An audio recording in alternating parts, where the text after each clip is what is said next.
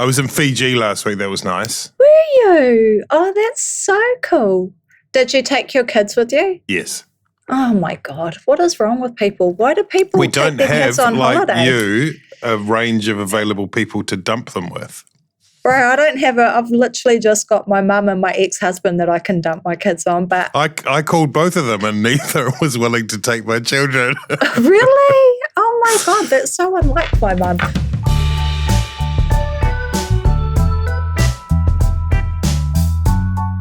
Tēnā koutou katoa. This has gone by lunchtime. We're back after a brief sleep. My name is Toby Manhire and we have being piped in from Wellington, Ben Thomas. Kia ora, Ben. Are you running the coalition negotiations down there?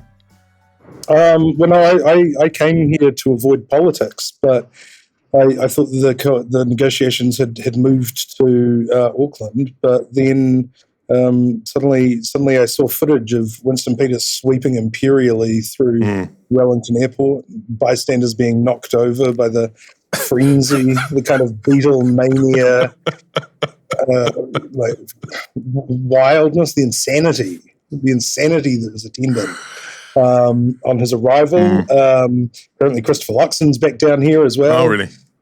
Yeah, so I've miscalculated as always. Annabelle Lee Mather, you're also being piped in through the magic of the internet, and you are in a secret location somewhere in, I think, Tamaki Makaurau, probably also conducting some level of coalition talks. Is that right?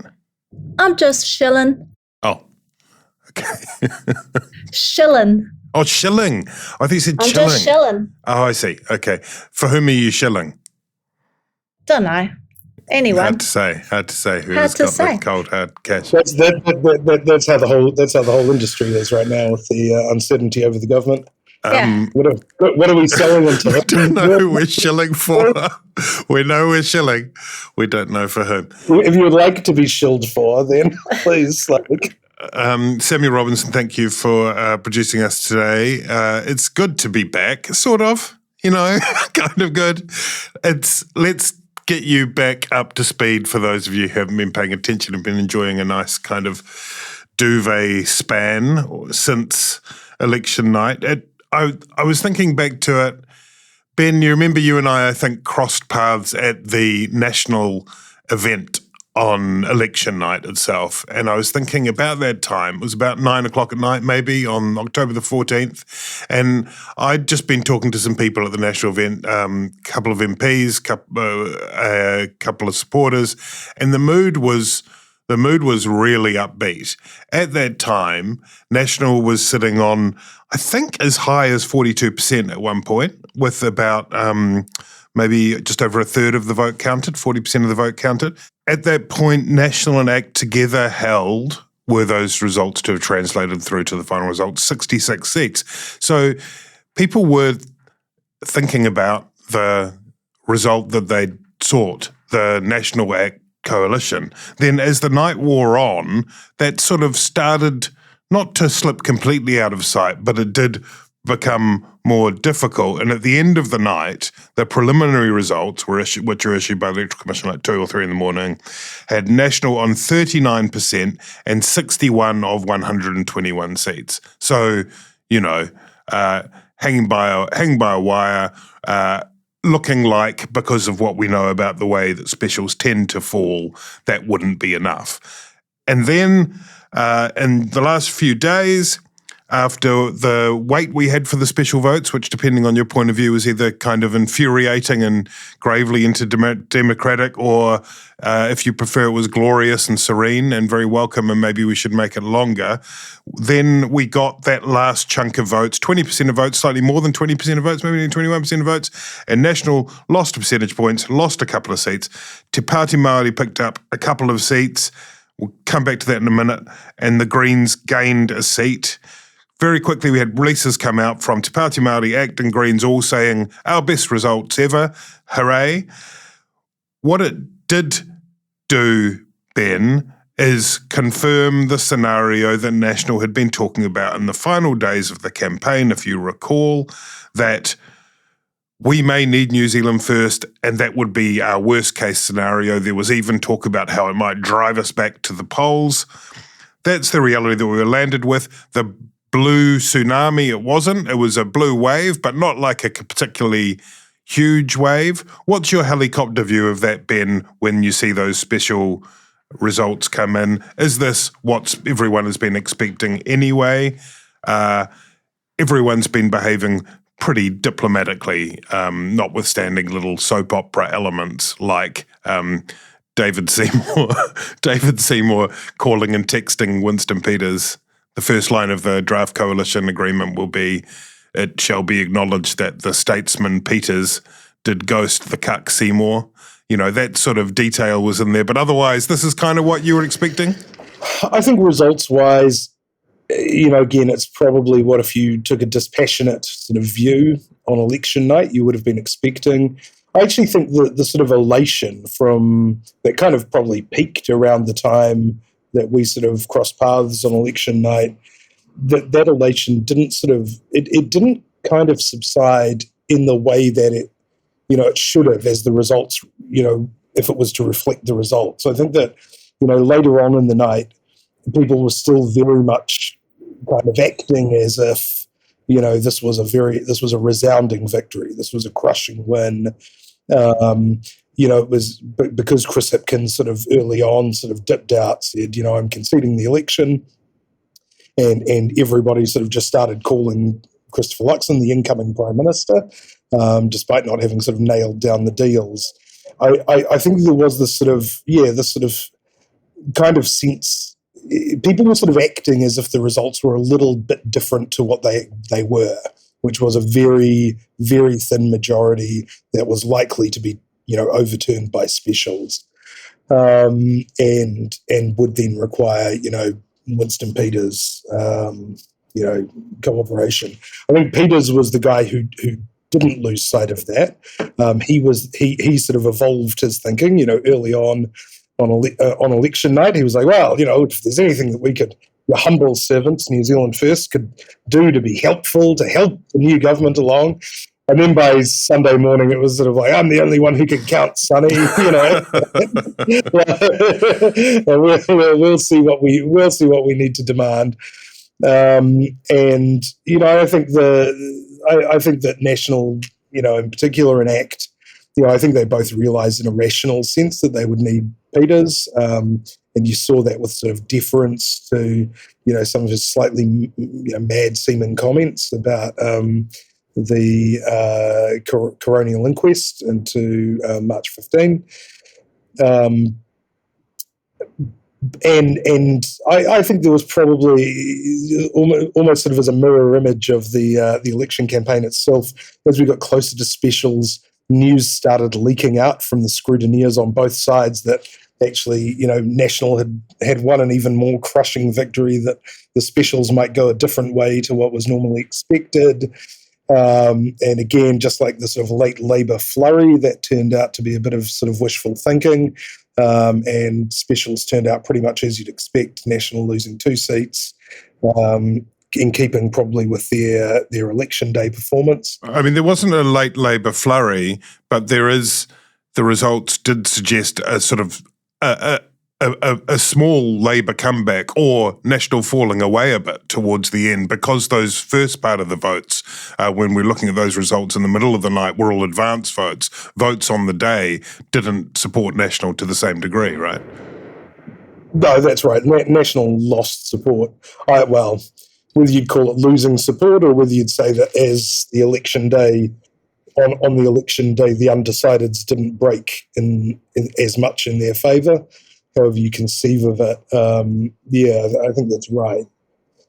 But again, and in terms of the specials, Labour certainly did not perform. They didn't overperform in the specials. Again, it was the Greens and Pāti Māori that did.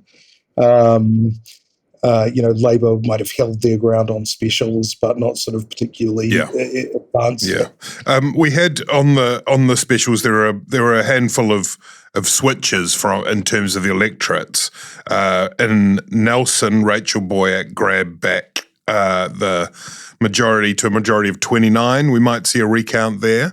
There wasn't a change in Mount Albert, but Helen White's majority slid down to 20, so we might see a recount there. Twyford grabbed back Te Aratu with a majority of 131. The Māori seats were the most interesting, though, in terms of the electorate shifts. Both we were already when we talked the morning after the election, kind of astonished at the success of Te Pāti Māori in those electorates across the country, Annabelle. But then in Te Tai Tokerau and Tamaki Makaurau, Labour candidates had majorities of, I think, about 500 on the night, something around that. And both have gone to Te Pāti Māori on specials. In Te Tai Tokerau, reasonably comfortably, 517 for the Te Pāti Māori candidate, Maria Meno Kapakingi. In Tamaki Makaurau, the majority of 4, the slimmest of the lot, which will certainly go to a recount, but that's Takitai Tash Kemp beat Peony Henry by 4 there, and in Te Tai Tokerau, of course, Kelvin Davis, the deputy leader of the Labour Party, is out from his electorate. He had said he wouldn't come back unless he won, and it looks like he's adjusted his thinking, refined his thinking on that matter, and will be coming back on the seat. Bells, when you look at that, 6 out of 7 going to Te Pāti Māori. The only one that Te Pāti Māori didn't win was the one where Te Pāti Māori's candidate was until recently a Labour MP. You know, what do you see when you look at that laid out in front of you in the Māori electorate?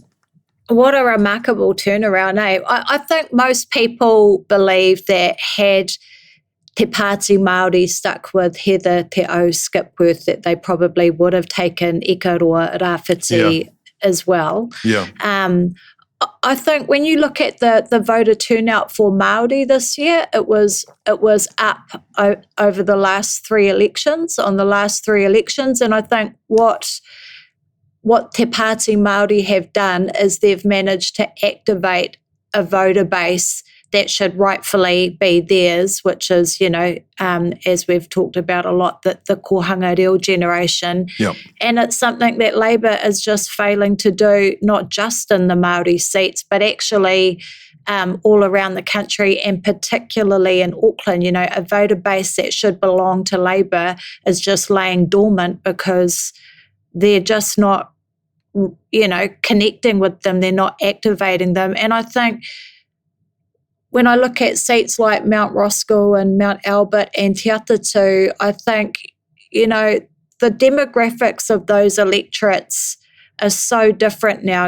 They're homes to New Zealanders, and the Labour Party's MPs in those places don't really look like what the community looks like. They're not. Labour has also lost touch with its immigrant voter base. I was sad to see that Twyford managed to flip that seat back because National desperately need some Pacifica representation in their caucus, and she was a really remarkable candidate, I think. I think coming back to the Māori seats, it speaks to what a great strategy it was to run candidates over again.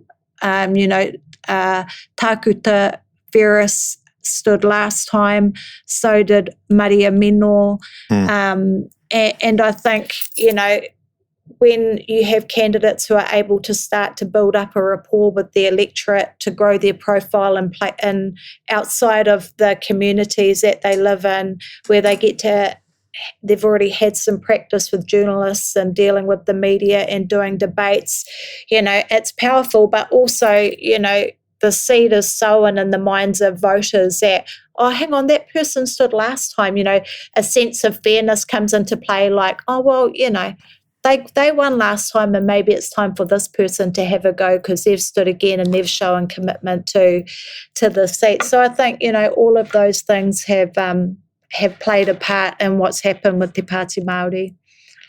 And clearly there was a very successful strategy run on a 2-for-1. You get 2-for-1 because you look at when the party votes, but it's like, well, and it's a pretty compelling argument.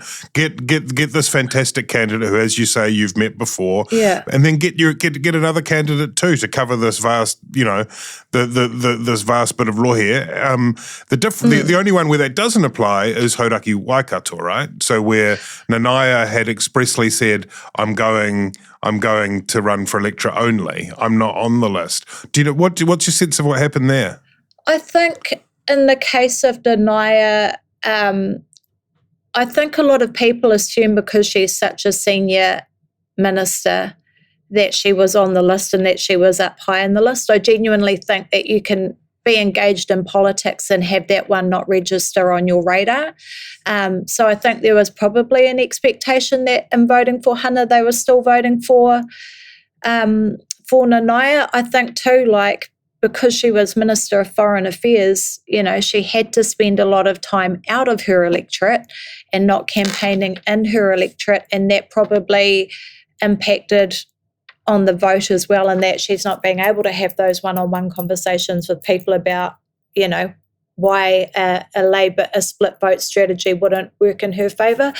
But also I think, the way Māori voted isn't just about wanting, two MPs for the price of one in their electorates. I think Māori Māori see themselves as being far better off under a Labour government than a national government.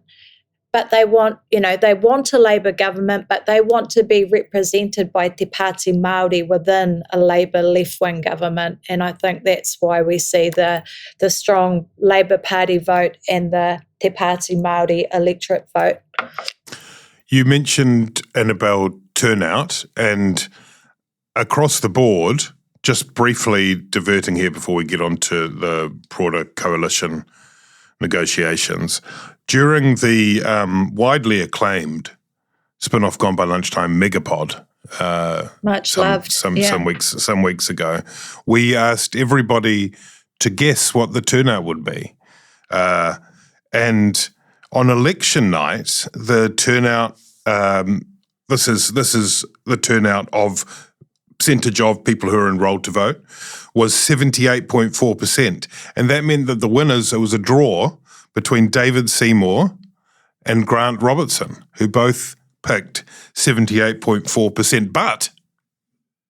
But after special votes, the overall turnout of those who were enrolled to vote was 78.2%. Nobody got that.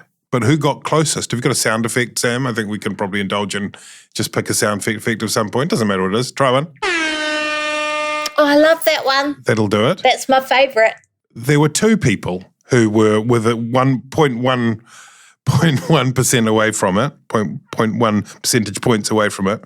The first was Lara Greaves. Congratulations, Lara Greaves.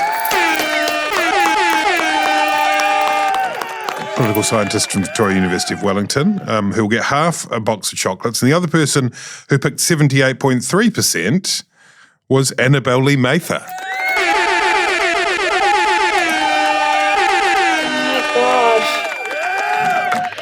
This is the most wonderful thing that's ever happened to me.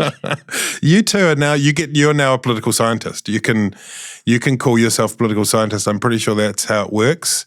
You get a PhD from the University of Gone By Lunchtime. Ben, I don't know what you picked, or what I picked. I was lower than that too. 75. Yeah, me too. Yeah, the people of New Zealand love to vote. They love to get out there. They love to do democracy. They love to. Yeah, they proved us too skeptical. Well done, Bells. Congratulations. Does someone from the Spinoff want to do like a profile pice on me, or like an in-depth interview about my analysis? Maybe a five-part video series. Yes. Just about your method. Like how does she do it? Like we'll do some animation as we travel through your brain. There'll be a whole lot of people in lab coats with test tubes. It'd be amazing. Should we do that? It'll be a beautiful thing. Absolutely, yeah. So negotiations, you're in the heart of it there, Ben. You're walking around the streets of Wellington peering through frosted windows, trying to see if there's anybody deep in discussions. You know, it's been reasonably well behaved so far. You mentioned that appalling. I don't think it's not actually frosted windows. I think I was talking to an official the other day who just walked past me on the street, who said that. What do you mean by an official? Can you be more specific than official? A public service worker who said that New Zealand First were known to be sort of in or around their building, and one of the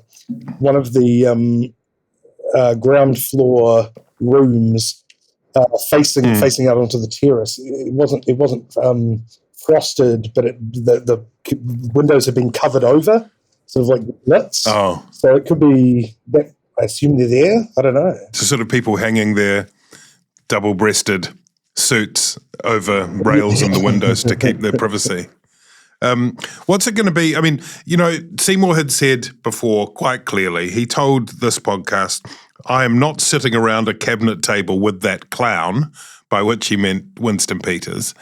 And now he seems to be saying that actually he will, I think he said he would share a cabinet table, but not a literal seat. He will not sit on Matua Winston's lap, which is the sorry thing, because I'd like to see that in the traditional first cabinet photo of the Parliament. You know, after about a week of negotiations, it'll be like, okay, I'll share a seat, but he's sitting in my lap, not the other way around. That's right.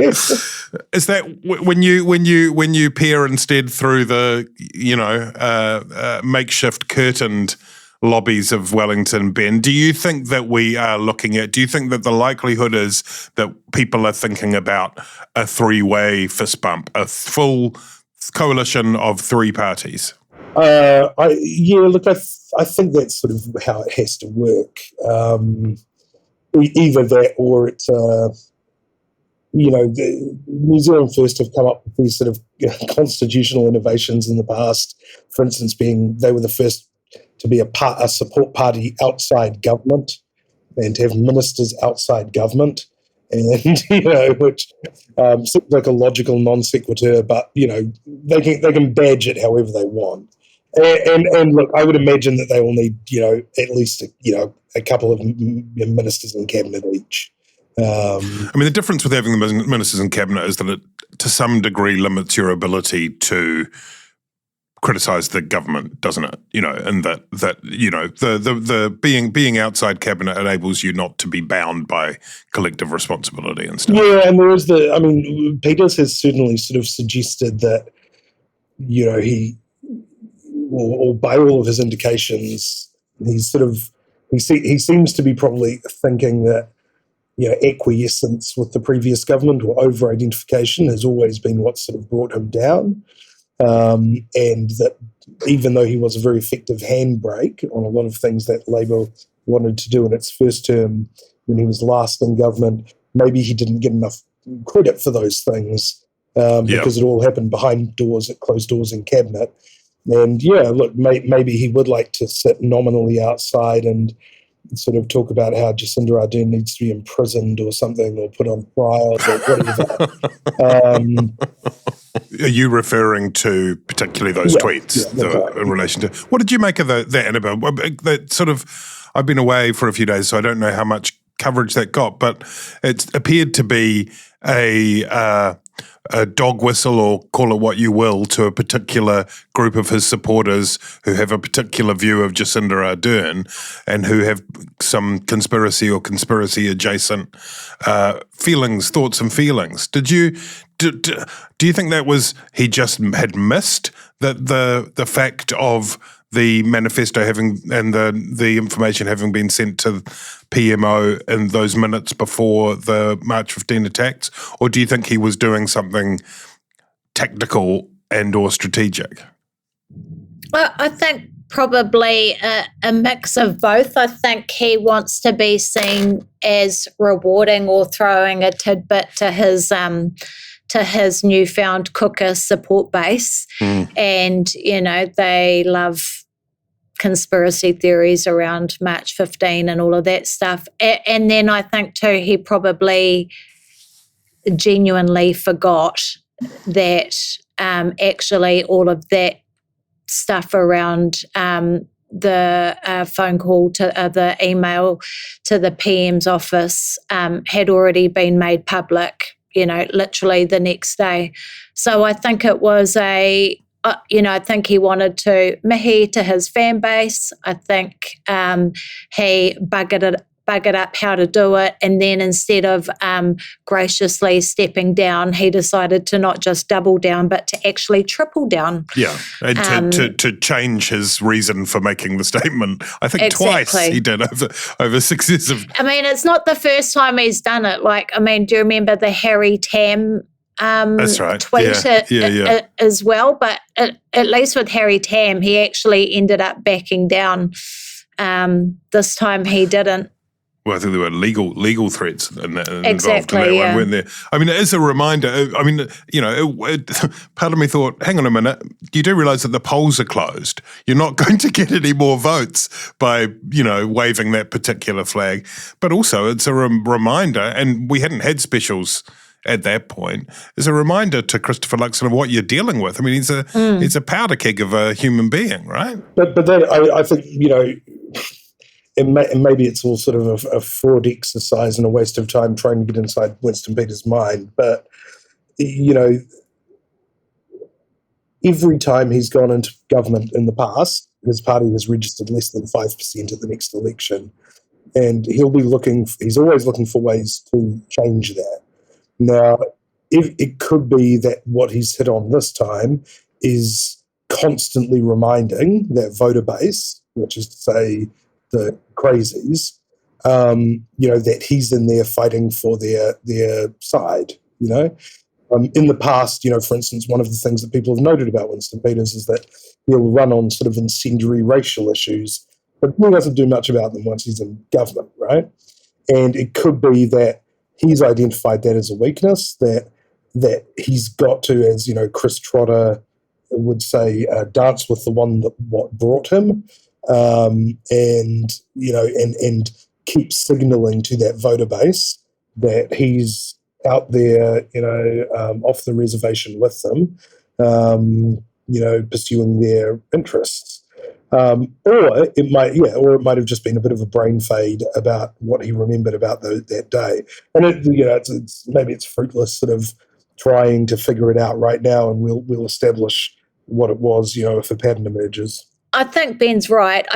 But I think what it is, he has no intention on following through on a, Royal Commission of Inquiry into vax injuries and compensation for vax injuries. But, he wants to keep that base on side. And so, these sort of symbolic tweets about their areas of interest is a way to keep them on board and engaged with him, while he quietly lets things like vax injury compensation fall aside in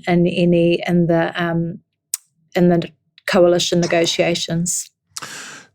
So Christopher Luxon, meanwhile, who has approached this, at least in part, as if he's leading a mergers and acquisitions process of some kind. And he was quoted by the Post in what was, some terrifically TED Talk type language. He said, we need to elevate up and say, well, what are the big rocks and the additive things that actually the other parties are bringing to our agenda? What are the things we've got variance in, and discuss and work our way through? So that's the big rocks, the additive things, and the things we've got variance in. I mean, that's what it's all about, right? What are the big rocks? I'm just waiting for him to change the name of Waitangi claims to customer complaints. The coalition agreement is going to have a definitive statement on whether Winston Peters or David Seymour had the bigger rocks in the negotiation. I'm still Winnie from the block.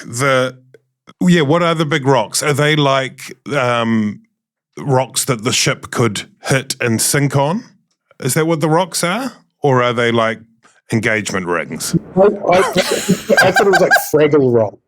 Or like asterisk. Like, what are the big rocks that they're carrying to put somewhere? Oh, right, like menhirs. Yeah. They could be all of those things. Or they could be like if you cobble together all your rocks, you build an island, and before you know you've got a continent. Well, let's instead though ask the question: what are the big differences? What are the areas where there are the biggest divergence of view, Ben? Well, ultimately, the biggest divergence, probably isn't in the, the immediate sort of coalition agreement sort of stuff, first 100 days, where there's actually a lot of agreement between the parties. The big, the tonal variances are that ACT wants to come in and slash the size of the state and deregulate the private sector. New Zealand First want to either increase or keep the size of the state about the same. Their method of sort of intervention in markets is either subsidies, as we saw with the Provincial Growth Fund, or it's regulation and national sort of, and sometimes they've promised nationalisation. Now that isn't on the cards this time, but it's really using the state's own levers as opposed to ACT, which wants the state and regulation to get out of the way. And one particular area where that's sort of on point is that we've heard that New Zealand First and Shane Jones have been are quite keen on getting the commerce portfolio. In their manifesto, they promised that they would crack down on, I think, banks and supermarkets and petrol, maybe. And then on the other hand, I think ACT have said one of the first things that the Minister for Deregulation or Regulatory Reform will look at is the finance sector and see if it's over-regulated. So they really are, they're pulling in two very, very different directions. Now, if it was a purely mathematical exercise, about vectors and forces, you'd say that you would leave the centrist National Party totally static in place and you would have a very centrist government. But of course, that's not how it works because both of those parties need wins. And so you might end up with some pretty contradictory tendencies. But so, for example, in the case of the banks, the supermarkets, the energy companies, or whatever, a bauble for any one of the parties would be in the form of like a sheriff's badge, just to be, we're walking around and being tough, and they sort of need a certain number of those each, right? That's the symbolic wins, because as you said earlier, Ben, the great challenge of MMP governments is getting sufficient wins in whatever form such that when you go back to the polls the next time, you aren't either blamed for the sins of the leading party of government or ignored because you haven't got anything to claim. Bells, what do you reckon otherwise? I mean, obviously the referendum question looms large. It seems from Christopher Luxon's rhetoric in recent days, he's simply said, well, I will just reiterate that our position is that we believe the referendum on the Treaty of Waitangi principles that's been called for by ACT is something that we will believe would be divisive and unhelpful. Seems like that's not going to happen, but maybe you could imagine something that would appeal also to New Zealand First, or would be a select committee inquiry of some sort, or some other kind of mechanism, so that is seen as a win when either party really goes back to their supporters. Yeah, it's ironic because, Winston spent a lot of the campaign, railing against Māori indigeneity and those sorts of issues. But now it looks like New Zealand First might actually be the ones to help keep the referendum off the table. I think Shane Jones said something like he doesn't want to see the treaty severed from its historical moorings. I mean, the irony is that we've heard so much talk in the last, over the course of the campaign about Labor should have done a better job of explaining co-governance and all of those things and what it means. And I think there's some truth to that. They could have made a stronger case, and we did see Hipkins start to do that towards the end of the campaign. But the Waitangi Tribunal has been running for a long, long time now. Those conversations are taking place all around the country. There's even, reports that you can read. The discussion is happening, and the Crown gets to appoint who the referee is in the form of a judge and have a whole lot of lawyers and all of that line up and state their cases. So, if people are genuinely interested in this stuff, go and Google the Waitangi Tribunal website. You're not living in a vacuum with a lack of information. It's there for people to get their heads around. But coming back to, sorry, I digress, but coming back to New Zealand First, for me, two of the obvious ones is the superannuation issue, with Winston wanting to, keep it as is, and ACT wanting to raise the age, and the other one being what to do with the question of, foreign buyers and Nationals promised tax cuts, because that's something that that New Zealand First is vehemently opposed to. Totally, and you can imagine the National being reasonably willing to give up their plan for a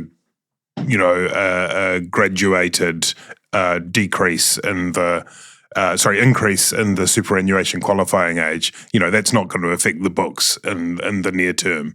But the foreign buyers tax one does mess with their tax plan, which they're committed to, Ben. But that you can imagine that's something that they might say, well, we'll find another way to raise that revenue. I mean, it's tricky though. They've got a mini budget that they're still promising before Christmas.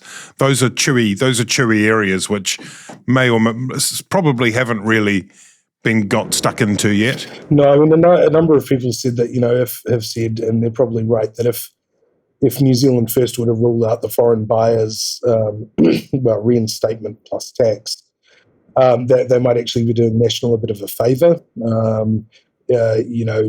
I think, given some of the spreadsheet wars that we saw in the campaign. Yeah, look, I think it's pretty clear that the tax policy was subject to a lot more rigour during the campaign than it was in its development, and it would be then subject to more rigour from Treasury if you actually wanted to incorporate it into your forecasts. And I think that quietly sidelining it and then saying it's because of New Zealand First is probably in their best interest. Then, of course, there's the question of, where do you find quite a lot of money, 750 million a year for your tax cuts, whether that involves a delay, whether that involves, more swinging cuts to the public service, or whether it changes their debt track a little. I'm not too sure, but they're very committed to the tax cuts. Obviously, Nicola Willis said she would resign if she didn't deliver the tax cuts. And so, I can't remember with quite what specificity that was, whether if she didn't deliver the tax cuts precisely as promised in the National Party's manifesto, or whether she didn't deliver the tax cuts. There was a slight shift in language that was detected by news. I don't think it was pinned down as precisely as that. So, I mean, I think there'll be room to. They could bump it out a bit. They could shift it a bit here and there. I don't think she's quitting. I don't think she's quitting. I think she's going to stick around a little bit. That's right. She might just share a seat with David Seymour. Yeah. She's probably got a reasonable, given the way the cards have fallen, a reasonable chance of being Deputy Prime Minister now too, doesn't she? But now it could just create upset with the other potential partner. I don't think Seymour would be too upset if Peter's got Deputy Prime Minister. Really? Okay. I don't think so. I mean, I don't know that, Deputy Prime Minister, it's certainly an important role, absolutely, and you do stand in for the Prime Minister at certain things, which I think is where the prestige comes in. But otherwise, you really are sort of intended to kind of be the lieutenant, sort of kind of marshalling the troops. It's just with the third biggest vote count of the three parties to get the Deputy Prime Minister position. I think that would be the objection, wouldn't it? Look, I think there's plenty of grounds to object to Peters having it. I don't know that Seymour... I don't think that Seymour would value Deputy Prime Minister enough to forego any of his other priorities. I think, Winston Peters always a little impenetrable in terms of what out of his vast manifesto and the darkest corners of the universe he will actually pursue as his priorities. So, I would think that Nicola would be the favourite for it at this stage. What do we think in terms of the way that the coalition agreements are drafted? There's been some discussion about how in 2017, where Labour had separate agreements, which seems again to be likely. It seems likely.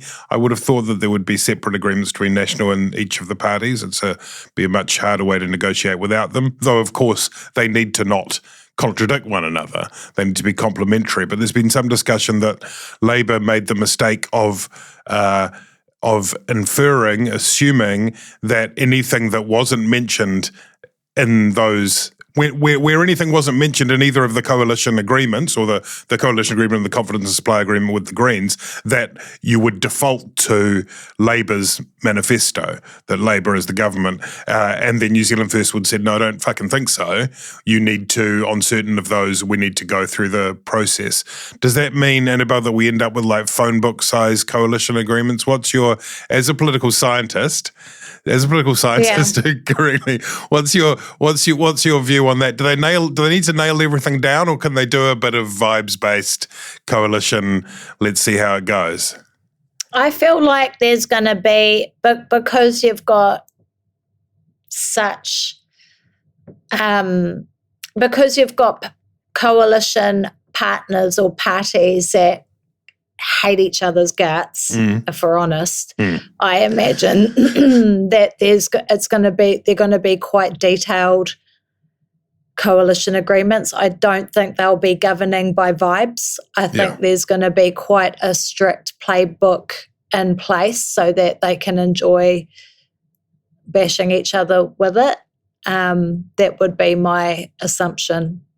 I think, if it was like Labour and the Greens, it could be way more vibey, but because it's national, because of the New Zealand First Act element, it will have to be quite detailed. Maybe a telephone book, yellow pages, like A to G kind of vibes. I'm not sure how you do that necessarily across all of government, though, because National very deliberately took a very small target approach. They don't even have, published policies in a lot of areas. Yeah, that's right. Now, New Zealand First, their manifesto, it's very long. Some of it's extremely detailed.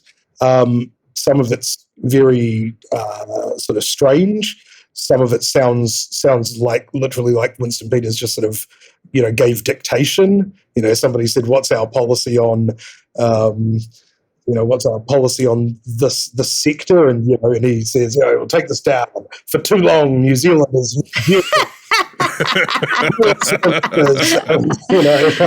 and ACT have very, very detailed policy in particular areas. But I don't think it will be possible to do that kind of roadmap, because I don't think, for instance, if you look at the RMA, I think that all three of them have sort of ideas about what they want. New Zealand First want to return to the Climate Country Planning Act. ACT want sort of tradable rights and everything, and National want sort of indeterminate, sort of more streamlined, development friendly legislation. So I actually don't know that the parties themselves know enough about their future plans to be able to create a detailed roadmap. But Christopher Luxon is very much a process guy. He likes setting up the processes for, people to work within teams, as he says. And so it might be that it's detailed in terms of a protocol. Yes, yes. T's and C's, lots and lots of T's and C's. And big rocks. not a lot of strategy, but lots of T's and C's. I don't think it's possible otherwise. I think early on that will be the easiest part for them, where they can whack in some anti-gang legislation, all three of them at the podium, or maybe wearing matching blazers of some sort. Does that not qualify? Does the matching blazers qualify as gang insignia, though? Will they be arrested immediately on site? Gang crackdown.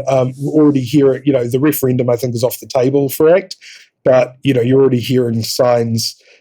Christopher Luxon, talking about the Marine and Coastal Area Act last Friday, and talking about, making some fair comments. I think that the judiciary have really kind of pushed the boat out beyond the 12-mile limit in terms of their interpretation of the Act. Whether that makes it wise to legislate over the top of is not something that I've sort of turned my mind to particularly, but there are certainly things like that, and maybe the court's application of tikanga far outside the boundaries of where you would normally think it would apply, like the Ellis case. Those might be things that ACT would the parties could sort of could work on, that might sort of scratch the itch of their sort of some of their their collective tendencies during the campaign that National could live with. That's the other thing. My former colleague James Christmas didn't make it in on the specials. I think Christopher Luxon said during the campaign that he was slated to be the Attorney General and Treaty Minister in a national government. Not obvious to me who would be the Treaty Minister out of the current National Caucus. And so, there is a chance, somebody like Shane Jones. Shane Jones? Goes in there and wouldn't that be something? You say, time to sort out your cuzzies, but this time it's not with regional growth funds, it's settling Ngāpuhi. Oh my God, easy peasy. Getting off the couch and signing a deed of settlement.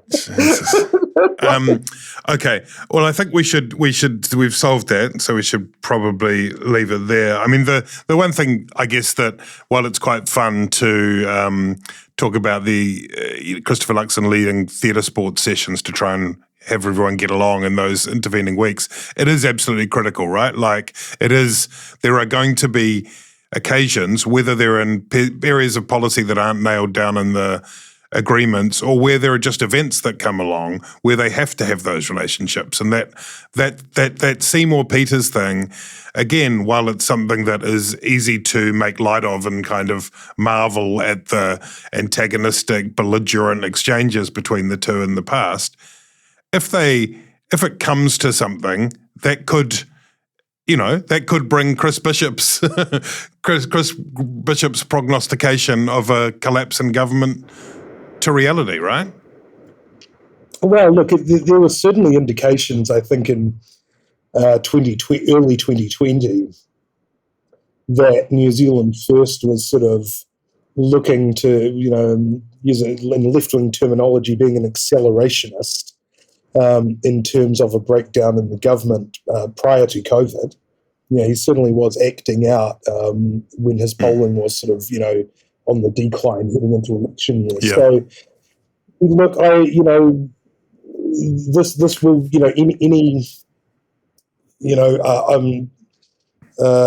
a stool. What is it? A stool is a more stable structure than either a chair or a sort of, But a three-legged sort of governing party it's more unstable than two, and it will require strong management from everyone involved.